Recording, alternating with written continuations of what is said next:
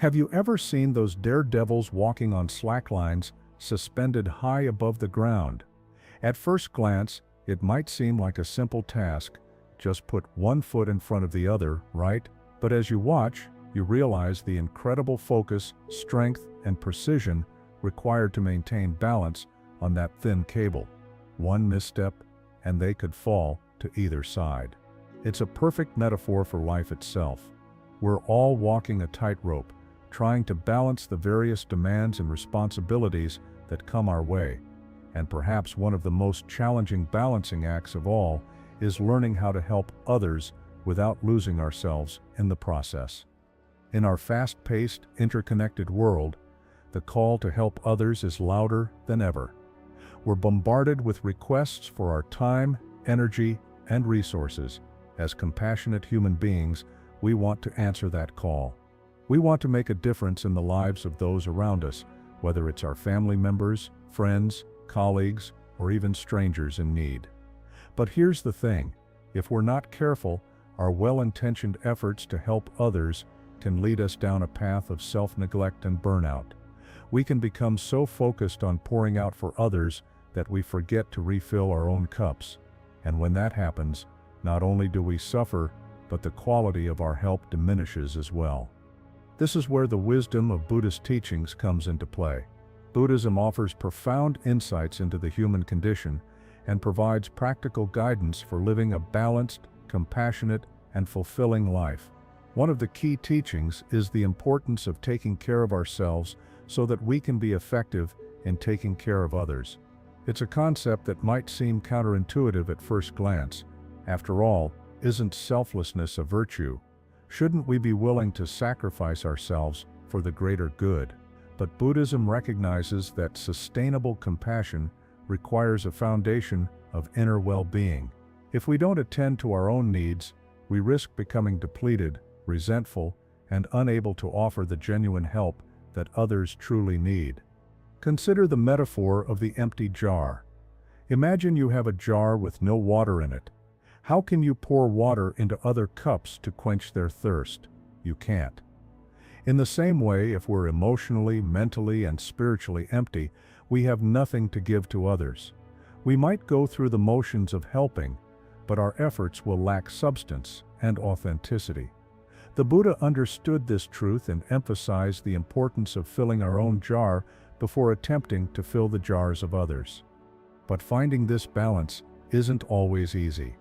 It requires self-awareness, intentionality, and a commitment to both self-care and altruism.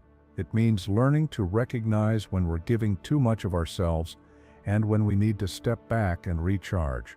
It means setting healthy boundaries and understanding that saying no to some requests isn't selfish but necessary for our well-being and, paradoxically, for our ability to say yes more meaningfully in the long run. In the following teachings, we'll explore how to cultivate this delicate balance. We'll look at practical ways to nourish ourselves while remaining open and available to help others. We'll examine the Buddhist concept of the middle way, which encourages us to avoid extremes and find a harmonious path through life's challenges. And we'll discover how becoming more balanced in our approach to helping others can lead to greater fulfillment, joy, and effectiveness in our relationships and our efforts to make the world a better place. So, as we embark on this journey of understanding how to help others without losing ourselves, let's keep the image of the slackline walker in mind. May we find the strength and wisdom to walk our own path with grace, balance, and compassion for ourselves and for all beings. 1. The danger of self-neglect.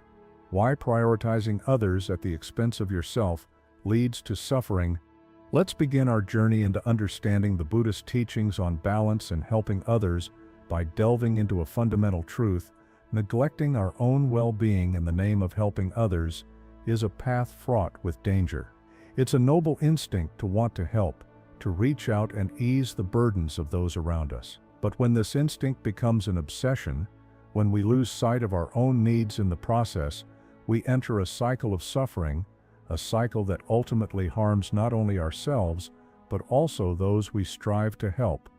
Imagine the metaphor of the empty jar once more. This jar represents our inner reservoir of energy, compassion, and well-being. When we pour from it endlessly without refilling, it eventually runs dry. And what happens when the jar is empty? We can no longer pour. Our ability to help becomes hollow, our actions strained and ineffective. The Buddha recognized this profound truth, that an empty vessel cannot nourish others, and thus emphasized the importance of self-care as a foundation for compassionate action. But why exactly is self-neglect so dangerous? Let's explore the various ways it manifests in our lives and the suffering it brings. The cycle of burnout. When we prioritize others above all else, we often fall into a cycle of burnout. We take on more responsibilities than we can handle, we say yes to every request for help, and we push ourselves beyond our physical, emotional, and mental limits. At first, this might feel fulfilling. We feel needed, useful, and connected to others through our acts of service. But over time, the toll becomes evident. Burnout sneaks up on us. It starts with mild exhaustion, perhaps a sense of fatigue that doesn't go away with a good night's sleep. Then comes irritability. We find ourselves snapping at loved ones, feeling impatient with those we're trying to help. Our once boundless energy is now limited, and we struggle to keep up with even basic tasks. As the cycle progresses, we might experience feelings of hopelessness, cynicism, and a loss of passion for the very things that once motivated us to help others. This isn't just a personal issue. When we're burned out, the quality of our help suffers. We become less patient, less creative in finding solutions, and less present in our interactions. We might even start to resent those we're helping, creating a toxic dynamic that undermines our relationships. The loss of identity. Another insidious danger of self-neglect is the gradual loss of our sense of self. When we constantly focus on meeting the needs of others, we risk forgetting who we are outside of our role as helpers. Our identity becomes tied to our actions for others.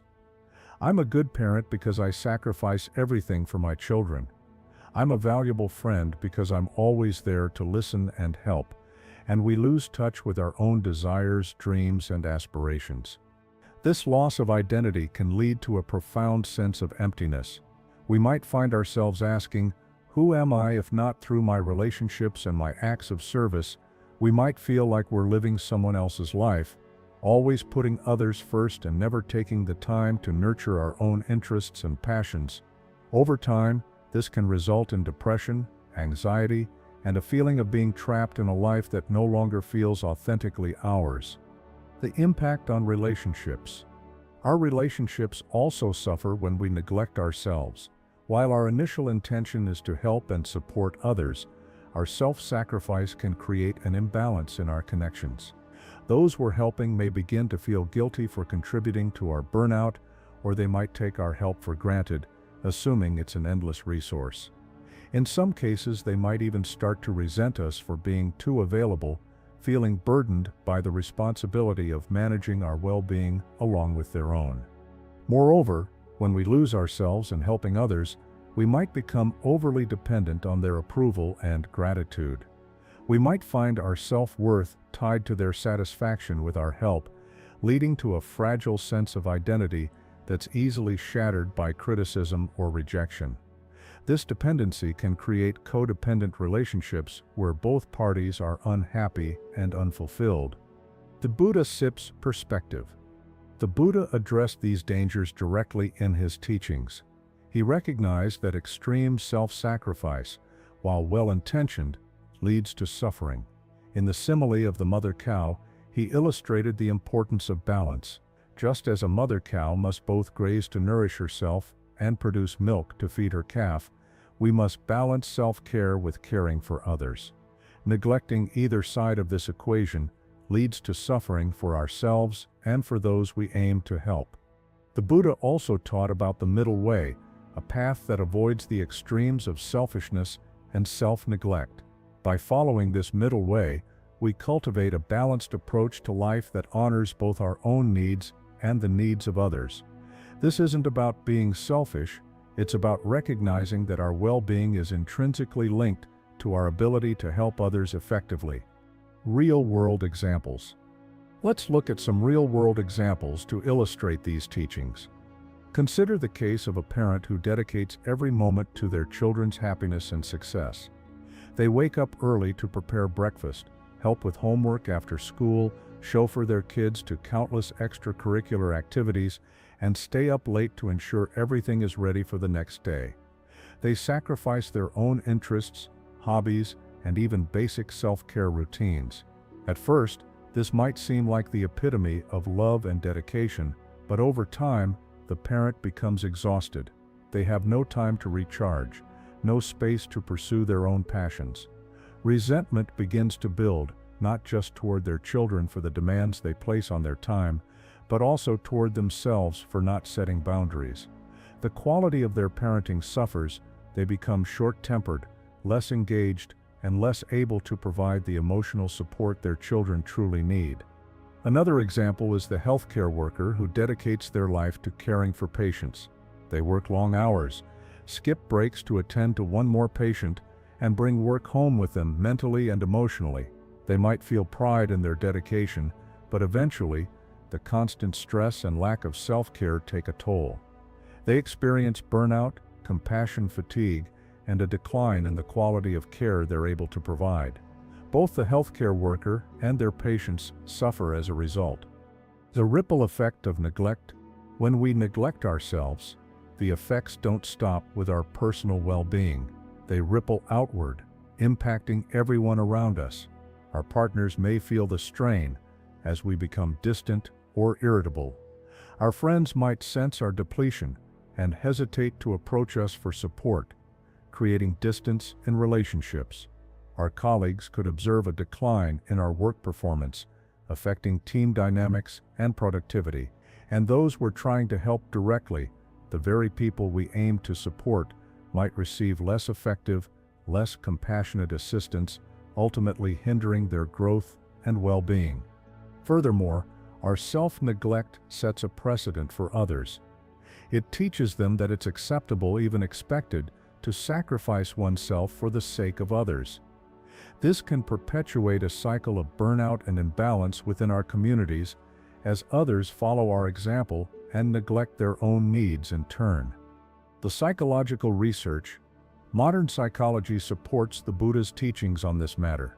Studies on burnout and compassion fatigue demonstrate that helping professionals who neglect self-care experience higher rates of depression, anxiety, and physical health problems. The concept of emotional labor, the management of feelings to meet the demands of a job or role, further illustrates the toll of constant self-sacrifice. Research also highlights the importance of self-compassion.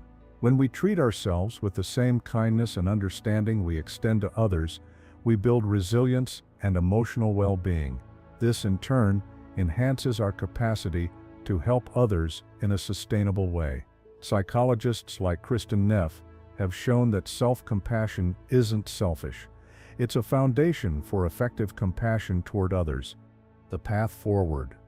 Understanding the dangers of self-neglect is the first step toward change. But how do we actually begin to shift our patterns and cultivate balance? The journey starts with awareness, recognizing the signs of burnout, acknowledging our own needs, and accepting that self-care isn't selfish but necessary. It's important to note that this path isn't about abandoning our desire to help others. Instead, it's about transforming how we approach helping. By prioritizing our well-being, we become more resilient, more present, and more effective in our efforts to assist others. We transition from a place of depletion to a place of abundance, where our help flows naturally and sustainably.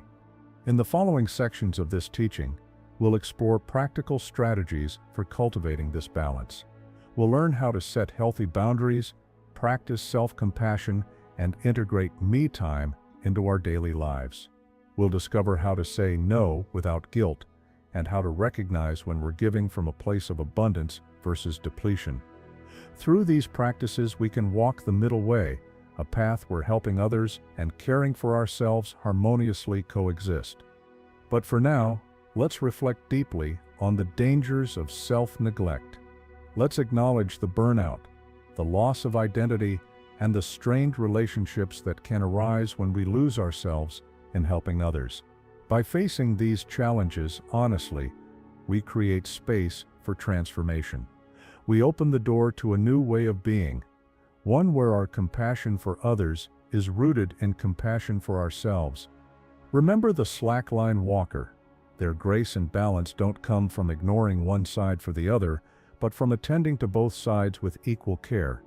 In the same way, our journey toward effective, sustainable helping begins with a commitment to balance, to nurturing our own well-being as diligently as we nurture the well-being of others. As we move forward in this exploration of Buddhist teachings, may we carry with us the wisdom that true compassion starts with ourselves. May we learn to fill our own jars so that we can pour from them with generosity, grace, and genuine presence. And may we walk our path with awareness, knowing that our well-being is not separate from but intrinsically connected to the well-being of all beings. 2. Cultivating Self-Compassion, the foundation for compassionate action. In the previous section, we explored the dangers of self-neglect and how prioritizing others at the expense of ourselves leads to suffering. Now let's turn our attention to the antidote, cultivating self-compassion.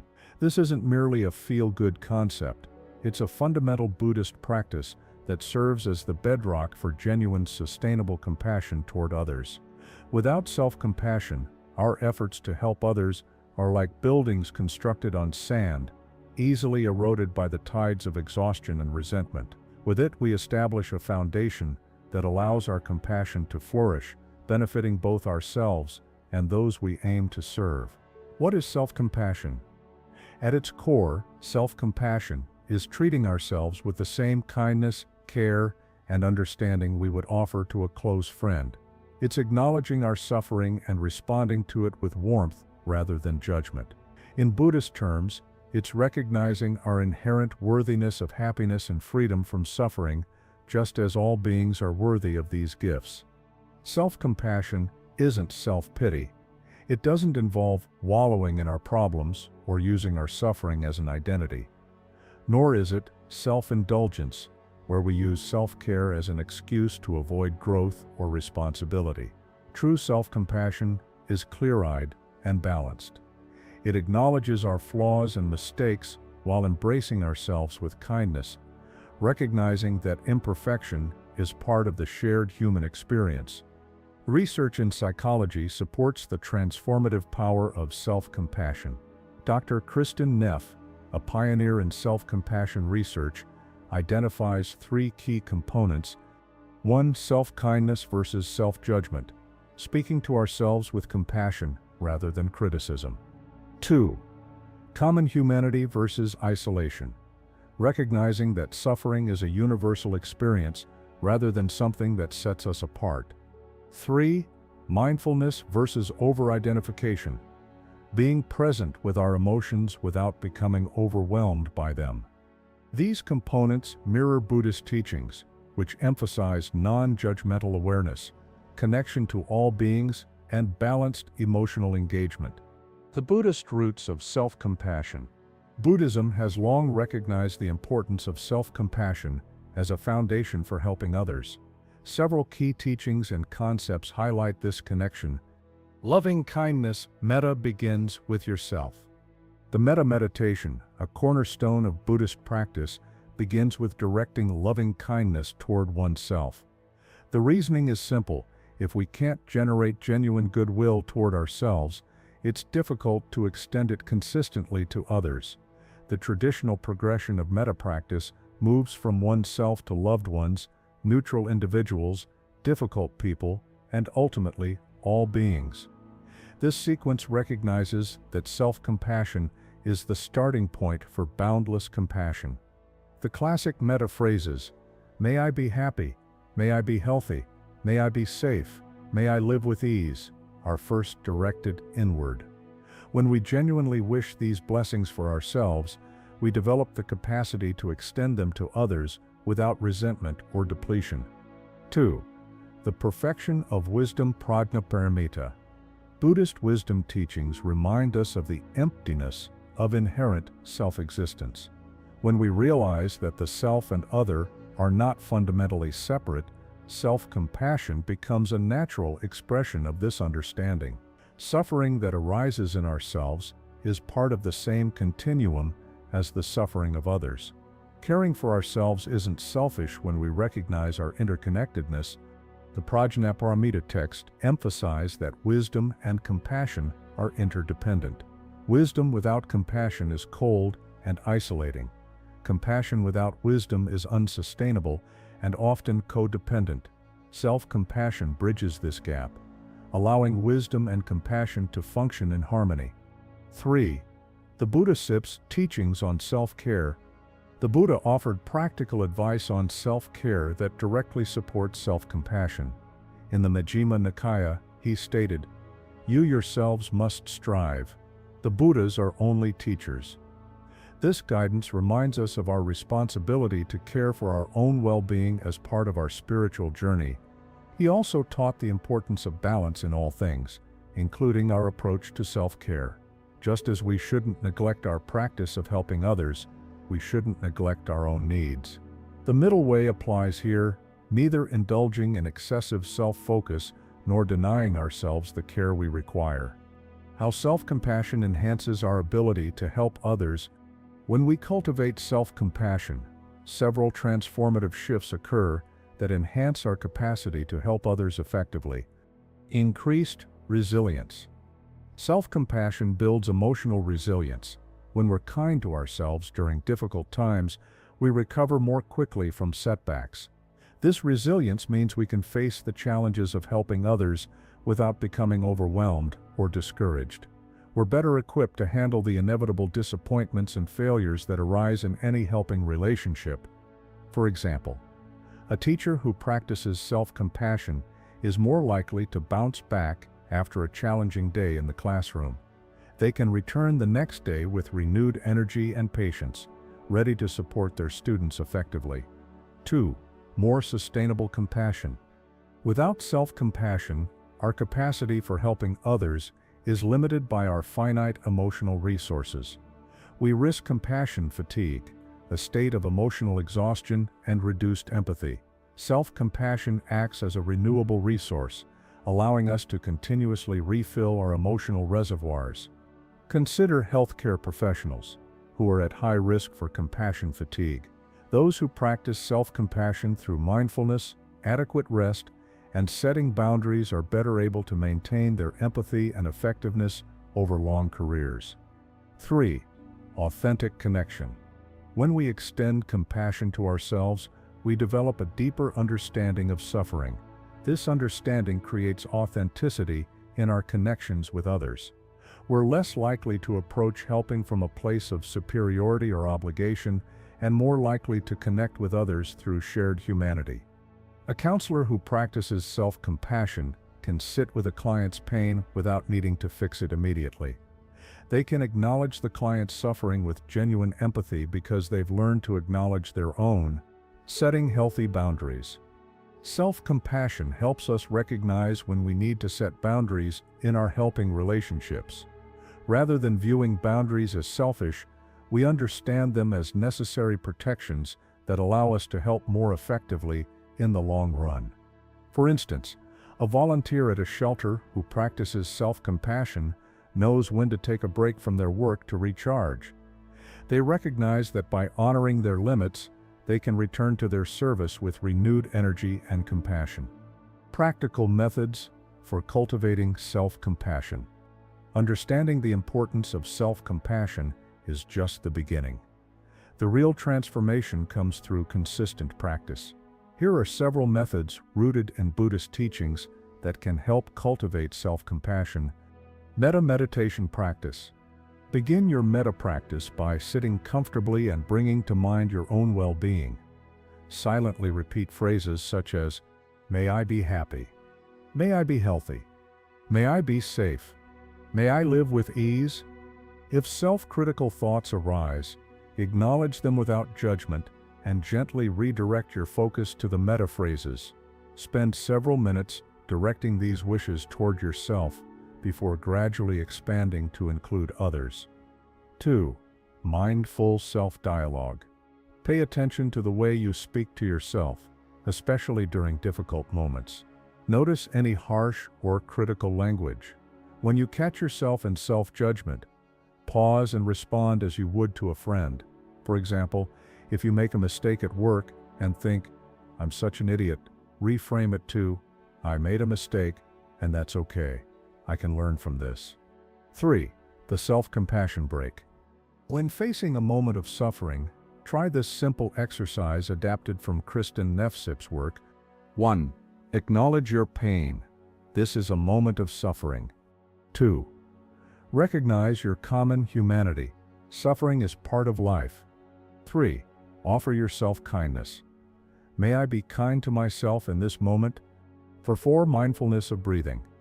The simple practice of mindful breathing can cultivate self-compassion by creating space between ourselves and our reactive thoughts. When you notice stress or self-criticism arising, bring your attention to your breath. Observe each inhalation and exhalation without judgment. This practice helps establish a foundation of present moment awareness that supports self-compassion. 5. Journaling for self-understanding. Take time each day to journal about your experiences, particularly noting moments when you felt self-critical or disconnected from yourself.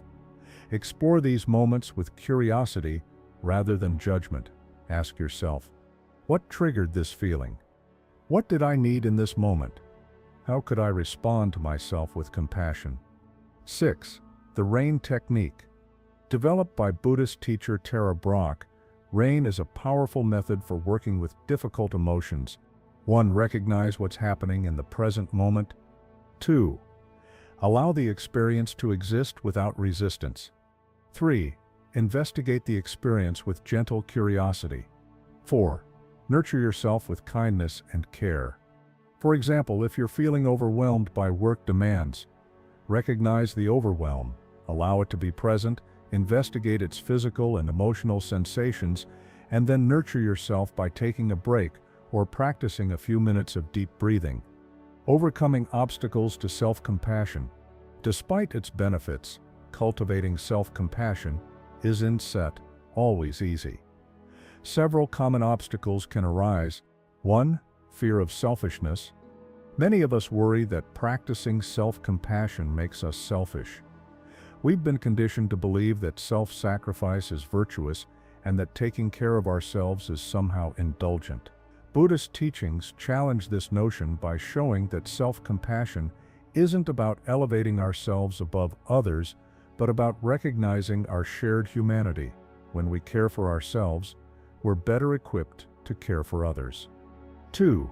Cultural and familial conditioning. Our upbringing and cultural context often shape our relationship with self-compassion. Some cultures emphasize collectivism and duty to others above individual well-being, making self-compassion feel foreign or even wrong. Acknowledging this conditioning is the first step toward gently releasing it and embracing a healthier balance. Misunderstanding Buddhist teachings. A common misconception is that Buddhism advocates for self-neglect as a path to enlightenment. Some interpret teachings on detachment as a call to disconnect from all personal desires and needs. However, a deeper understanding reveals that Buddhism advocates for non-attachment, not neglect. Non-attachment allows us to care for ourselves without clinging to outcomes or defining our worth through our roles. 4. The not good enough trap. For many, self-compassion feels challenging because of deeply ingrained beliefs that we're not good enough. These beliefs can stem from past experiences, trauma, or societal pressures. Buddhist teachings on self-compassion invite us to question these beliefs with gentle curiosity rather than accepting them as truth. The relationship between self-compassion and the middle way. The middle way, a central Buddhist teaching, provides a framework for understanding self-compassion. It advocates for avoiding extremes, neither indulging in excessive self-focus nor denying our basic human needs. Self-compassion embodies this middle way, by balancing care for ourselves with care for others. When we practice self-compassion, we avoid the extreme of self-neglect while also steering clear of self-indulgence. We acknowledge our needs without becoming consumed by them. We recognize our capacity to help others while honoring our limitations. This balanced approach allows us to move through life with greater ease and effectiveness. Self-compassion in action. Real-world applications. To truly understand the transformative power of self-compassion, let's explore how it manifests in everyday situations. 1. Parenting with self-compassion. Parents face constant demands on their time and energy. A parent practicing self-compassion acknowledges the challenges of parenting without harsh self-judgment. They take time to rest when needed, seek support from their community, and forgive themselves for inevitable missteps. This approach allows them to be more present and patient with their children. 2. Self-compassion in relationships. In romantic relationships, self-compassion helps us set healthy boundaries while remaining open to connection. When conflict arises, we can acknowledge our own emotions and needs without compromising our values or well-being. This balance fosters healthier, more sustainable relationships. 3. Workplace self-compassion. In professional settings, self-compassion enables us to navigate stress and setbacks with greater resilience. When facing criticism or failure, we respond with understanding rather than self-flagellation. This mindset promotes continuous growth and prevents burnout. 4. Community service and self-compassion. For those engaged in community service or social justice work, self-compassion prevents compassion fatigue. By regularly checking in with their own well-being and honoring their limitations, activists can sustain their efforts over the long term without burning out. The ripple effect of self-compassion. The benefits of self-compassion. Don't stop with ourselves. When we cultivate this practice, it creates a ripple effect that touches everyone around us. For our children, they learn healthy relationship patterns and self-care behaviors from our example. For our partners, our balanced approach to giving and receiving care fosters mutual respect and understanding. For our communities, as more individuals practice self-compassion, the entire community becomes more resilient and compassionate. For those we help, our assistance becomes more effective, patient, and sustainable, deepening our practice. Advanced methods. As our understanding of self-compassion grows, we can explore more advanced methods to deepen our practice. Erste Tonglen meditation. Tonglen, a Tibetan Buddhist practice, involves breathing in the suffering of others and breathing out peace and happiness. While this might seem counterintuitive to self-compassion, it actually reinforces the understanding of our interconnectedness. By first establishing a strong foundation of self-compassion, we can engage in Tonglen without becoming overwhelmed. 2. Self-compassion in difficult relationships. Advanced practice involves extending self-compassion to ourselves in the context of challenging relationships. When someone treats us poorly, we can acknowledge our pain and respond with kindness toward ourselves rather than reacting with anger or self-doubt. 3. Integrating self-compassion with wisdom. Mature self-compassion incorporates wisdom, recognizing when self-care requires decisive action, such as leaving a toxic situation or establishing firmer boundaries. This integration of compassion and wisdom mirrors the Buddhist ideal of balanced practice. The path forward. Cultivating self-compassion is a lifelong journey rather than a destination. It requires patience, practice, and a willingness to confront our deeply held beliefs about self-worth and helping others. As we continue to develop this practice, we transform not only our own relationship with suffering, but also our capacity to alleviate the suffering of others. In the next section of this teaching, we'll explore practical strategies for integrating self-compassion into our daily lives. We'll learn how to establish daily rituals that nourish our well-being set boundaries that honor our needs without disconnecting from others, and transform our relationship with helping through balanced perspectives. These practices will further solidify the foundation we've begun to build through understanding and cultivating self-compassion. For now, reflect on your own journey towards self-compassion. Notice the moments when self-judgment arises and how you respond. Acknowledge the steps you've already taken, no matter how small they may seem. Remember that each act of kindness toward yourself strengthens your ability to help others effectively and sustainably. By walking this path of self-compassion, you're not only caring for yourself, you're creating the conditions for genuine transformative compassion in the world. 3. Practical strategies for integration. Making self-compassion and balance a daily reality. Now that we've explored the transformative power of self-compassion and its critical role in enabling us to help others without losing ourselves, it's time to get practical. Understanding these teachings is just the beginning. The real magic happens when we translate them into daily actions that become second nature. Imagine waking up each day feeling grounded, ready to face the world with a heart full of compassion for yourself and others. This isn't a distant dream, it's within reach when we intentionally design our lives to support this balance. Let's dive into how you can make self-compassion and balanced helping not just ideals, but lived experiences. The power of daily rituals.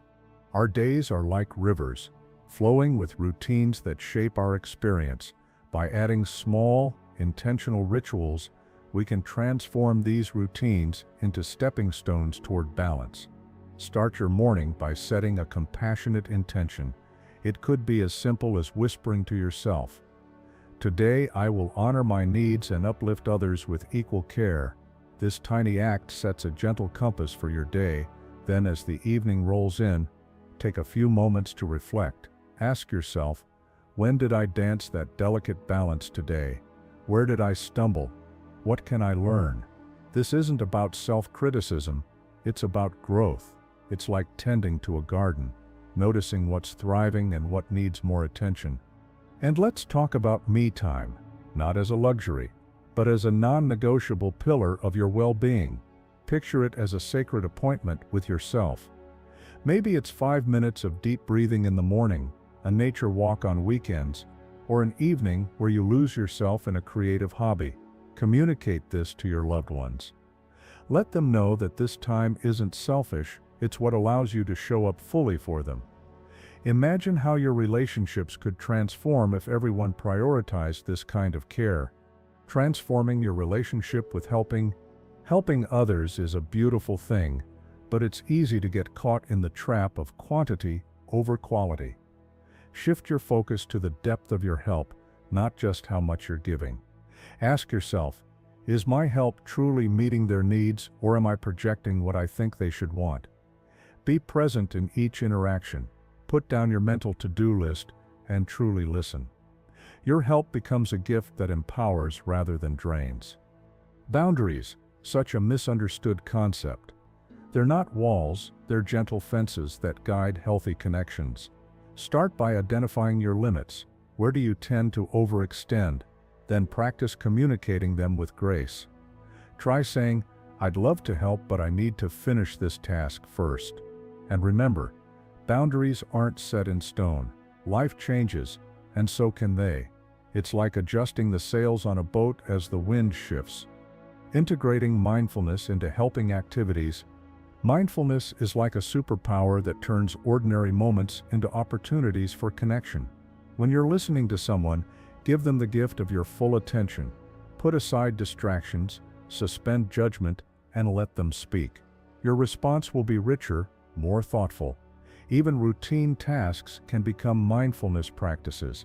Washing dishes, feel the water's warmth, the soap's slipperiness. Cooking, notice the vibrant colors of ingredients, the sizzle of the pan. These moments add up, creating a day filled with presence. Leveraging community support. No one was ever meant to walk this path alone. A supportive community, or sangha, can be your North Star. Look for local Buddhist centers, Join online communities or gather friends to form your own group. Share your struggles and triumphs. Have accountability partners who check in on your self-care. Engage in group service projects. There's something magical about serving others alongside people who get it. It's like planting seeds together, watching compassion grow in the soil of shared effort. Overcoming resistance to these practices, change can feel scary, even when it's good for us. Guilt often creeps in, whispering that self-care is selfish. But remember the oxygen mask principle. You can't help others if you're gasping for air yourself. Quality help comes from a place of strength, not martyrdom. And by modeling balance, you're teaching others, especially the next generation, how to thrive. Time constraints, we've all been there. The day feels like a runaway train. But what if you wove self-care into your existing routine? Breathe mindfully during your commute. Reflect on gratitude while you eat dinner. Swap some screen time for a quick meditation. Start small. 1 minute of calm can grow into a lifetime of peace. Cultural or familial pressures. They can feel like heavy blankets, suffocating your efforts. Start with tiny, almost invisible changes. Educate your community gently, showing them how balance benefits everyone. Progress, not perfection, is the goal. Measuring progress and staying motivated. How do you know if you're growing? Journaling is like holding a mirror up to your journey. Write about the strategies you tried, the insights you gained, the steps forward and backward. Ask trusted friends how they see your growth. Sometimes others notice changes before we do, and celebrate your milestones. Did you master a new practice? Navigate a tough situation with grace? Reward yourself. These celebrations are breadcrumbs marking your path forward. Conclusion: walking the path of integration. This journey isn't about perfection. It's about progress, about learning to walk that slack line of life with increasing confidence. Some days you'll wobble, teeter on the edge. Other days you'll glide with ease.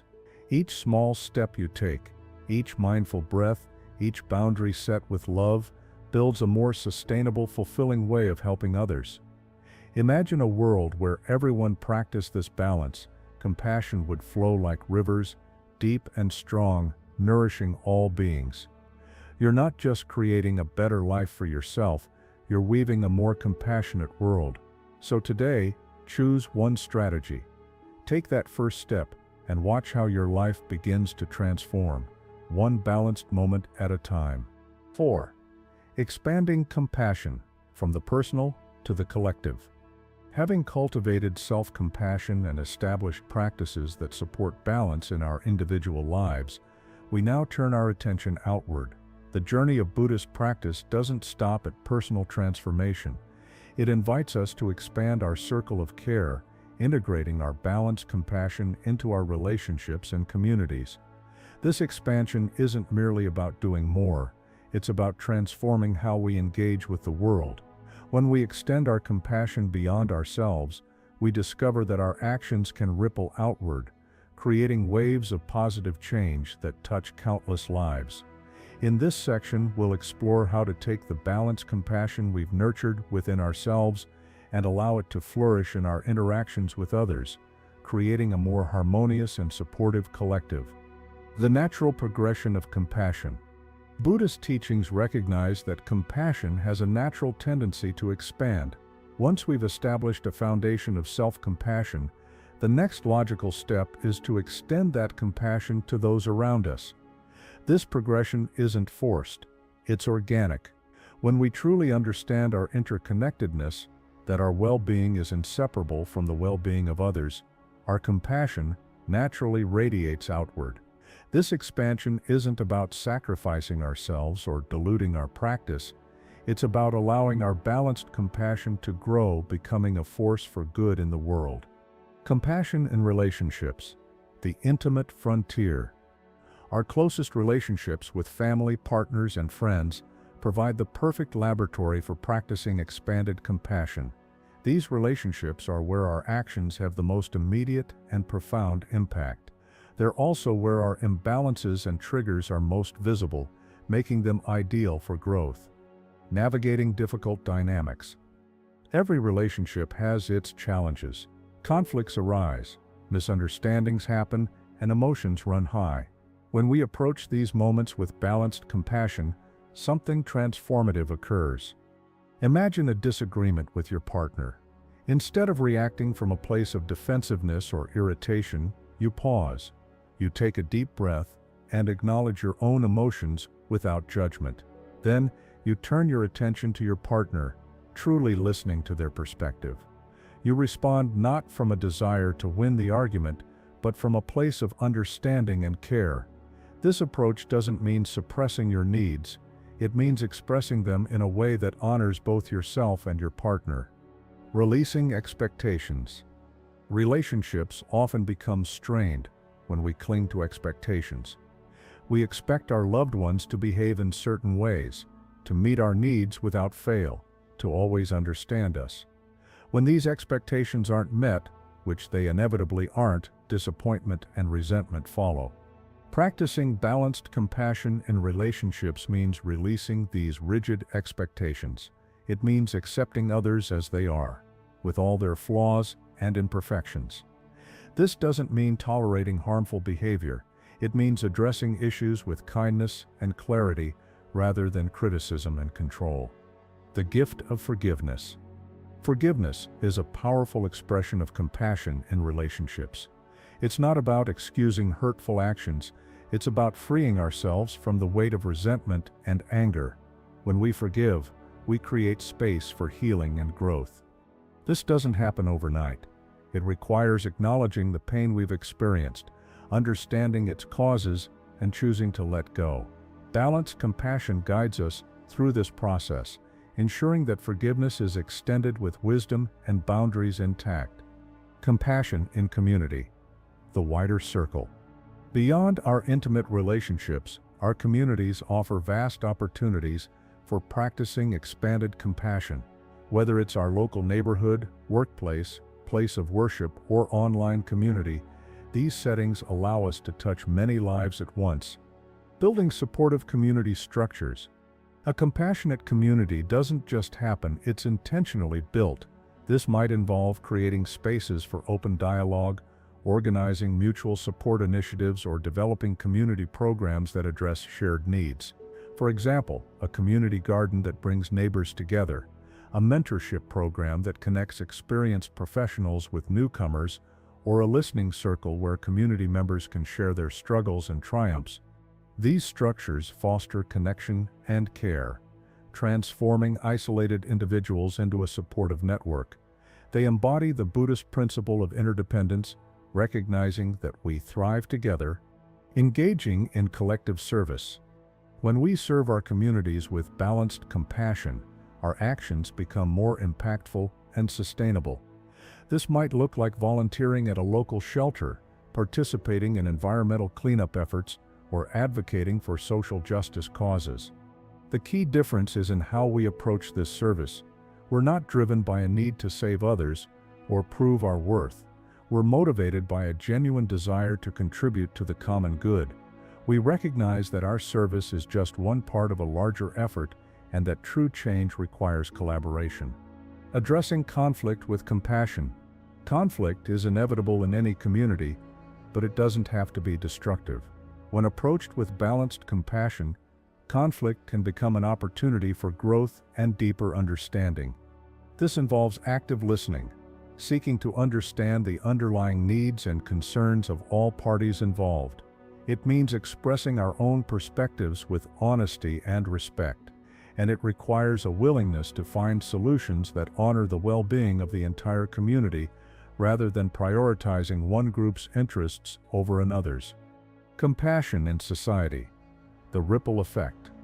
Our expanded compassion doesn't stop at the community level. It extends outward into society as a whole, influencing broader systems and structures. While individual actions might seem small, collectively, they can create significant change. Advocating for systemic change. When we practice balanced compassion, we develop the clarity and resilience to engage with societal issues effectively. This might involve advocating for policies that promote equity and justice, supporting organizations that address systemic inequalities, or using our voices to raise awareness about important causes. We approach this work not from a place of anger or frustration, though these emotions may be present, but from a place of compassion for all affected by these systems. This balanced approach makes our advocacy more sustainable and our message more compelling. Cultivating a culture of compassion. Every act of compassion, no matter how small, contributes to a culture shift. When we model balanced compassion in our daily lives, whether through kindness to a stranger, fairness in our business practices, or empathy in our online interactions, we inspire others to do the same. This cultural shift isn't about imposing a set of rules or beliefs on others.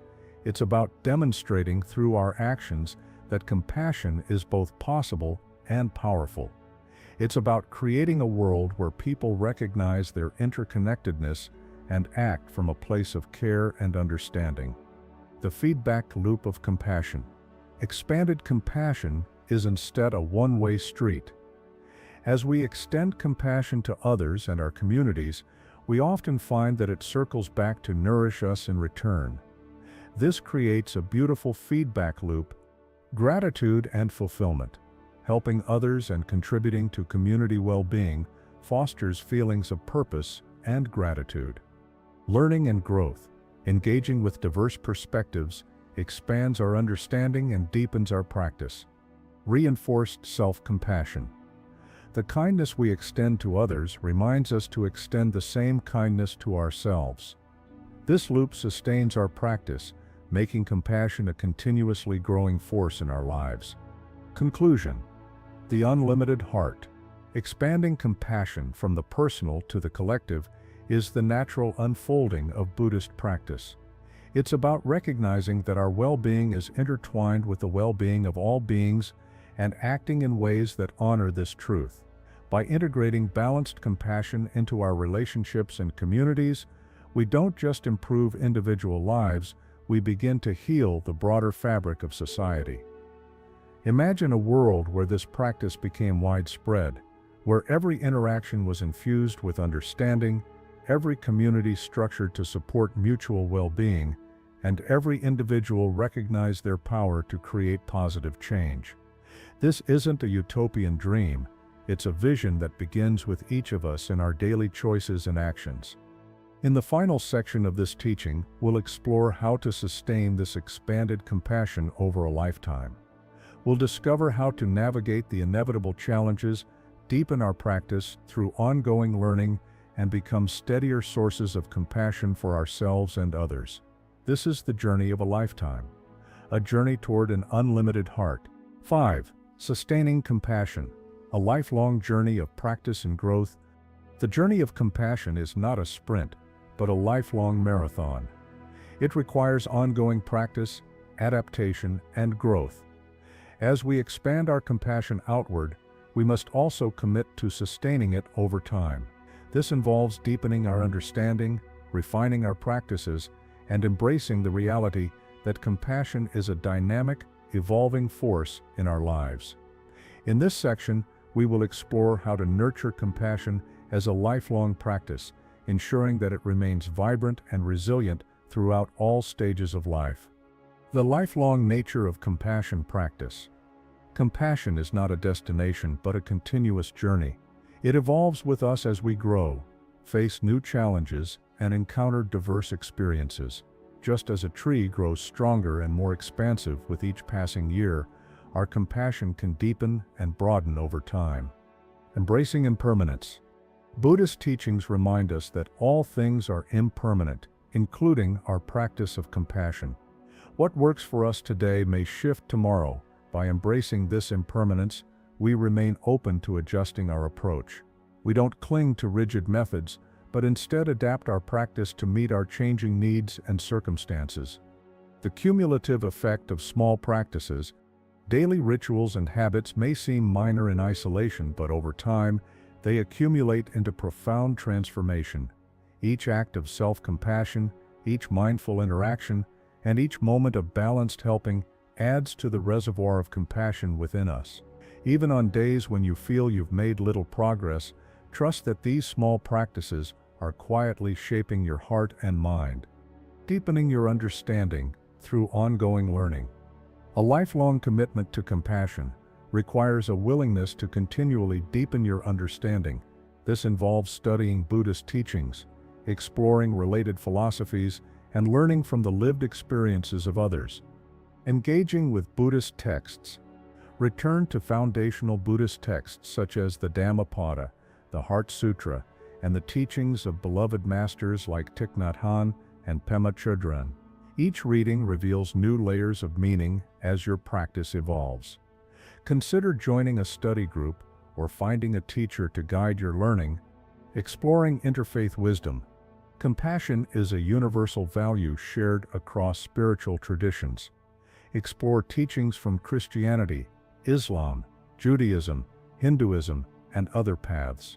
Notice the common threads and unique insights each offers.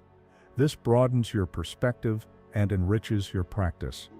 Learning from diverse voices. Seek out the stories and wisdom of people from different backgrounds, cultures, and life experiences. Podcasts, books, and documentaries can introduce you to perspectives you might not encounter in your daily life. These voices remind us that compassion looks different in different contexts, but is always rooted in a shared humanity. Navigating challenges to sustained compassion. No journey is without obstacles. Sustaining compassion over a lifetime requires strategies for navigating challenges such as burnout, discouragement, and changing circumstances. Recognizing and recovering from burnout. Even with the best intentions, burnout can creep in. Signs include chronic fatigue, cynicism, and a sense of detachment from your practice. When you notice these symptoms, pause and retreat. Take time away from your usual helping activities to recharge. Reevaluate your balance. Assess whether you've leaned too far towards self-sacrifice. Reintroduce self-compassion practices. Seek support. Connect with your community or a mentor who can offer guidance and encouragement. Maintaining motivation through discouragement. There will be days when progress feels slow or setbacks seem overwhelming. During these times, reconnect with your why. Remember what first inspired you to cultivate compassion. Reflect on how it has positively impacted your life and the lives of others. Celebrate small wins. Acknowledge even tiny acts of compassion and balance. These moments fuel your motivation. Reframe setbacks as learning opportunities.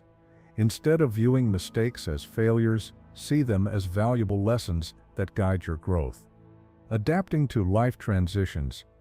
Major life changes, career shifts, relocation, illness, or the loss of loved ones can disrupt your compassion practice. Approach these transitions with flexibility. Adjust your expectations. Recognize that your practice may look different during challenging periods. Be gentle with yourself. Find new routines.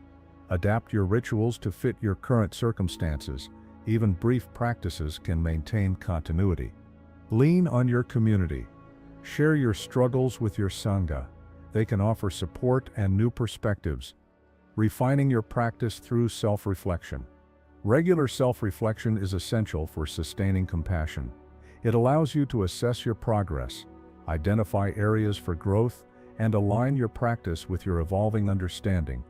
Journaling as a mirror. Maintain a journal to document your journey. Write about moments when compassion felt effortless and times when it eluded you. Notice patterns and themes. Ask yourself, what triggers my compassion? What dampens it? How has my understanding of compassion changed over time? What aspects of my practice need more attention? Seeking feedback. Invite trusted friends, family members, or Sangha members to share their observations of your compassion practice. Their perspectives can reveal blind spots and affirm your growth. Formal retreats. Consider periodically attending meditation or compassion-focused retreats. These immersive experiences provide extended time for reflection, deepening your practice and reconnecting you with your intentions. The transformative power of aging with compassion. As we age, our practice of compassion can become even more profound. With the wisdom that comes with years of experience, we can approach life with greater equanimity and understanding. Embracing the wisdom of experience. Years of practicing compassion grant you unique insights. You've weathered storms and emerged with a deeper understanding of what sustains and what depletes. Share this wisdom with younger practitioners, mentoring them and passing on valuable lessons. Adapting to physical and mental changes. Aging often brings physical limitations and shifts in mental energy. Adapt your compassion practice to accommodate these changes. For example, if long meditation sessions become difficult, transition to shorter, more frequent sessions, or try walking meditation. Legacy building. Consider how your compassion practice can leave a lasting impact. This might involve creating a scholarship, volunteering with youth, or documenting your journey through writing or teaching. Your legacy becomes a gift that continues to inspire compassion in future generations. Conclusion. The ever-unfolding path. Sustaining compassion over a lifetime isn't about achieving a fixed state of perfection. It's about committing to a path of continual growth, adaptation, and renewal. Each day offers new opportunities to practice compassion in its many forms toward yourself, your loved ones, your community, and the broader world. As you journey forward, remember that compassion thrives in the soil of patience and persistence. It deepens through both success and failure, learning and unlearning. By embracing this lifelong practice, you become not just a practitioner of compassion, but a living testament to its transformative power. The road ahead may wind through unknown terrain, but with each step, you're contributing to a world where compassion is cherished and cultivated. May your practice continue to flourish, touching your life and the lives of countless others with its gentle, persistent light. 6. Teaching compassion. Passing on the gift to future generations. Having journeyed through the inner work of self-compassion, the outward expansion of balanced helping, and the lifelong commitment to sustaining compassion, we arrive at the final frontier of this teaching, sharing the gift of compassion with others. This isn't merely about imparting information, it's about passing on a living practice that transforms lives. When we teach compassion, we create ripples that extend far beyond our immediate sphere, touching future generations and shaping a world where kindness and understanding flourish. This section explores how to become an effective teacher of compassion, whether formally or informally, ensuring that this wisdom continues to grow and evolve. The call to share your wisdom. After years of practicing compassion, you've accumulated invaluable insights. The world needs these lessons. Teaching isn't about having all the answers.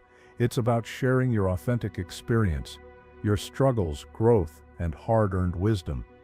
Every person's journey is unique, and yours holds the potential to inspire and guide others. Becoming a compassion educator. Formal teaching involves structured sharing of knowledge and practices. This might happen in homes, schools, community centers, or online platforms. Parenting with intention. Parents have a profound opportunity to embed compassion in their children's lives. This isn't about lectures, but about lived examples. When you apologize sincerely after losing patience, you show that compassion includes acknowledging mistakes. By prioritizing family time for shared meals and heart-to-heart talks, you create spaces where empathy grows naturally. Teaching in schools.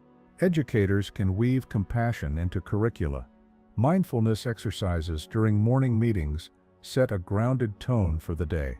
Literature classes can explore characters' motivations and feelings, building students' empathy muscles. Schools might also host compassion clubs, where students lead initiatives like organizing food drives or peer mediation programs. Community workshops. Organizing workshops allows you to reach broader audiences. A workshop might begin with a personal story that illustrates compassion's impact. Then, guide participants through Metta meditation, followed by group discussions on applying these practices at home or work. Everyday influence. Informal teaching moments. You don't need a classroom to teach compassion. Everyday interactions are ripe with teaching potential. Leading by example. Your actions speak volumes. When a colleague is struggling with a project, rolling up your sleeves and offering hands-on help demonstrates compassion in action. In a world that often values